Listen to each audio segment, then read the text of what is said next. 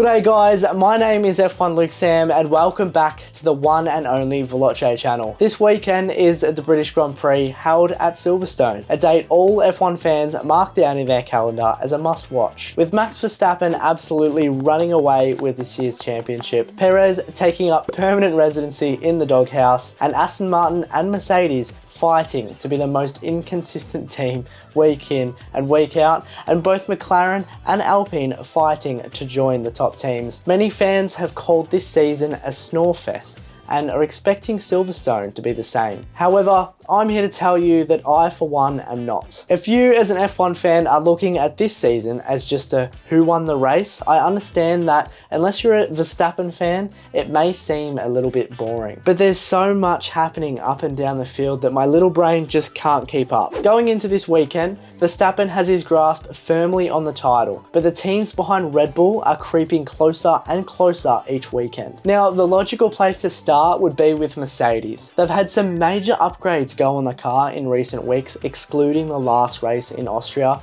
where we saw them fall behind the 8-ball a bit. But their biggest upgrade came in the form of a side pod design overhaul. Lewis is now back in contention, fighting and achieving podiums, yet George Russell is having a hard time connecting with the car. However, with Toto Wolff saying that their largest upgrade is going to be going on the car the weekend of the Silverstone Grand Prix, and the two British drivers getting that mythical yet crucial extra 2/10 from the crowd at their home Grand Prix, it could be the recipe for success and the long-awaited win Mercedes and especially Lewis Hamilton have been waiting for. But with the glaringly bad reviews about the W14 across the Austria Grand Prix weekend, these upgrades, they need to work. One team that has found a recipe for success this season is Aston Martin, and in particular, Fernando Alonso, who has looked unstoppable this season. He's achieved a podium finish in all but 3 races so far this season. Although their big upgrade came in Canada, which improved the car tremendously, they are set for further upgrades heading into Silverstone too. This could be great for Aston Martin.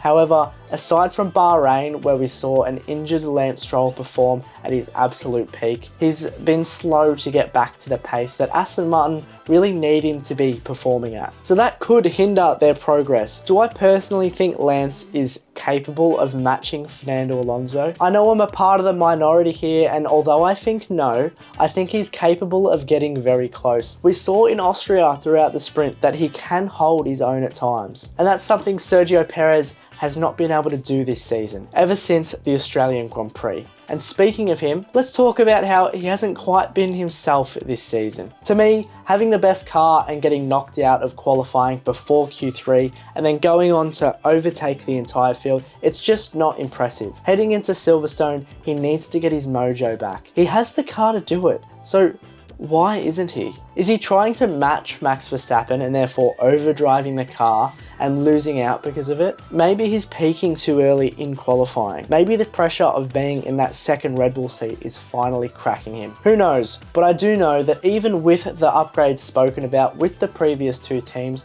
Red Bull are yet to display anything other than just pure dominance. And I expect that to continue through to Silverstone too, as long as Sergio can get into Q3. Which, fun fact, after Austria's qualifying, Nico Hülkenberg has made Q3 more times than Sergio Perez has this season. And that just kind of puts everything into perspective. But while on the topic of Nico Hülkenberg, let's chat about the backmarker teams. Teams like Haas, Williams, Alfa Romeo and AlphaTauri. Both Haas and Williams, they're slippery on the straights, meaning they should benefit from the end of Sector 2 and the start of Sector 3. And the tyre whisperer Alex Albon, he's going to have to pull out all the stops just to keep that name. Do I think these 2 teams will be up there in the Q3 discussion? Now, I hate predicting, but most likely not, especially not Logan Sargent with his recent qualifying and race performances this season. Now, Alfa Romeo have an extremely well-balanced car, with one trait being that it saves its tyres really well,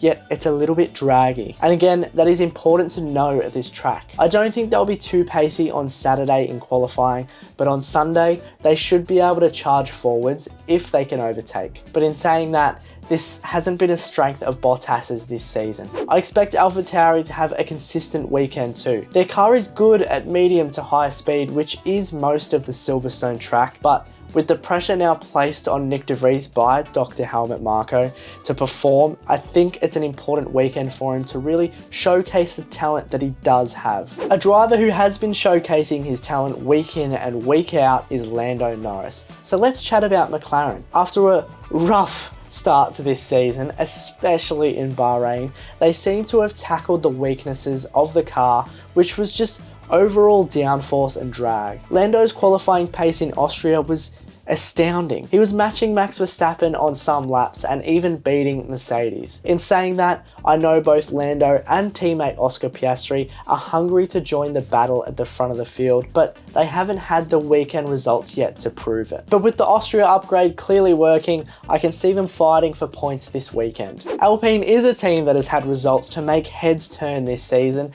and in particular, I'm talking about Esteban Ocon's podium finish in Monaco. They have comfortably been able to lead the midfield pack that Aston Martin have leapt ahead of. Alpine's main struggle this season has been two things: setting up the car and not getting penalties, so as long as they can manage that, I can see them getting a good result. The last team on my list is Ferrari. They've been astoundingly far off the pace this season compared to last season, and I'd imagine as a Ferrari fan, it's been quite hard to watch. However, shown in Austria qualifying, they have the pace over one lap. The team looks like they've sorted themselves out strategy-wise after the spotlight was definitely put on them over some of the decisions made last season, and they have had the quickest car in a straight line. However, everything comes at a cost, and their cost is downforce. So with that little recap, let me know your predictions for this weekend's Grand Prix in the comments down below. I'm going to do what I hate and predict this weekend too. I'm saying it's going to obviously be a Verstappen win ahead of a Red Bull 1-2,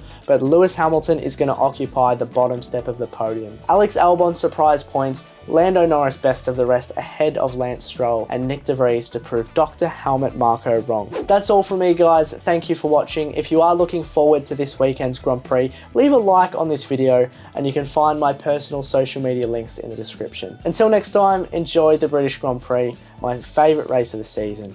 I've been F1 Luke Sam, and you guys, as always, have been amazing. Stay safe.